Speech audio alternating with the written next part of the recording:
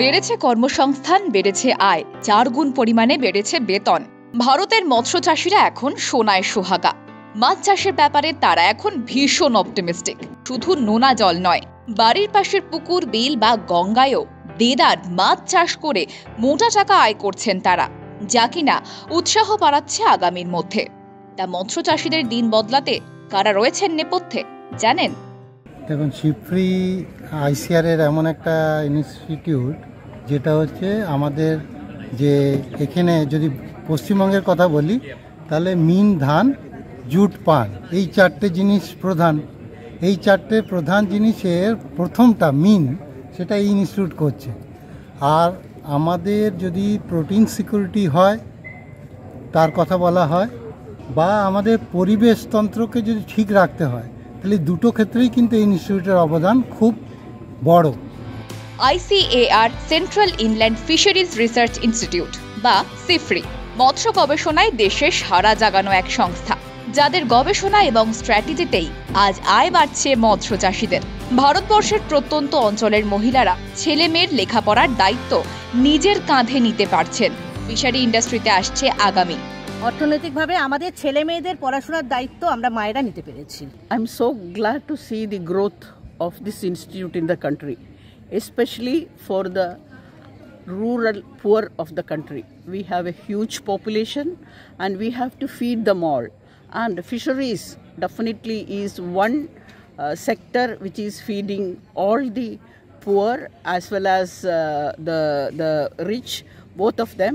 This is also an employment generation to the fishermen. The employment generation which they have made for the men, fishermen and youth, for all entrepreneurship in the sector.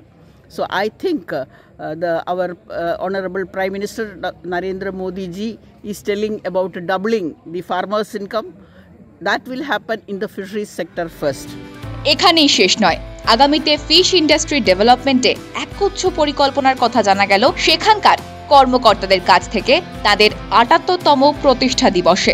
আপনার তৈরি fish nutrition app আজ খুব জনপ্রিয়। তো এই সম্পর্কে আজকের ৭৮তম জন্মবার্ষিকী সিফ্রি, এতে উপস্থিত হয়ে আপনার কি বার্তা থাকবে? সবার আগে আমি তো বলবো অভিনন্দন, শুভেচ্ছা সারি সংস্থানের সবই সায়েন্টিস্ট, নির্দেশক সবাইকে। এই সংস্থাটা আমি অনেকদিন কাজ করছিলাম। মাছ চাষও নাকি কৃত্রিম বুদ্ধিমত্তা, technical advancement, 5G technology, drone sensor monitoring system, আরও কত কি। তবে সবচেয়ে ইন্টারেস্টিং বিষয় হচ্ছে তাদের উদ্যোগেই সম্ভবত আগামীতে বছরভর ইলিশের যোগান বহাল থাকবে বাজারে। আর ইলিশের স্বাদ পেতে পকেটেও খুব বেশি চাপ পড়বে না মধ্যবিত্তের। আমাদের সঙ্গে প্রচণ্ড সবসময় সহযোগিতার হাত বাড়িয়ে দিয়েছেন। আমরা উৎসাহিত হয়ে খুব অদূর ভবিষ্যতে একটা পুকুরও নেওয়ার চেষ্টা করছি, যেখানে আমরা রঙিন মাছের বদলে যেখানে আমরা সাদা কালো মাছও চাষ করবো। নিচটা হবে সাদা কালো মাছ, হাফা করে উপরটা হবে রঙিন মাছ। এটা আমাদের ভবিষ্যৎ পরিকল্পনা। আরও অনেকে এখন উৎসাহিত হয়েছে এরকম আমাদের ছোট ছোট গ্রুপ করার জন্য, আমাদের বিভিন্ন জায়গা থেকে বলা হচ্ছে, অনুপ্রাণিত হয়েছে, এবং সেই কাজটাও আমরা বিভিন্ন জায়গায় ট্রেনিং দিয়ে থাকি। জলে অক্সিজেন না থাকলে সেখানে মাছের বৃদ্ধি সম্ভব নয়। আর মিষ্টি জলে মাছ চাষ করার মেইন সোর্স হচ্ছে গঙ্গা, তাই গঙ্গা ক্লিনিং মাস্ট। জলে অক্সিজেনের বৃদ্ধির লক্ষ্যে গঙ্গা ক্লিন করার কাজ তারাই করছেন। এছাড়াও সুন্দরবন, মুর্শিদাবাদ, ঝাড়খণ্ড, আসাম, মণিপুর, বীরভূম, মালদা, নদিয়া এবং দেশের বিভিন্ন প্রান্তে কখনো সিফ্রি নিজে, আবার কখনো সিফ্রির তত্ত্বাবধানে কৃষি বিজ্ঞান কেন্দ্রের মাধ্যমে মৎস্য উন্নয়নের কাজ চলছে।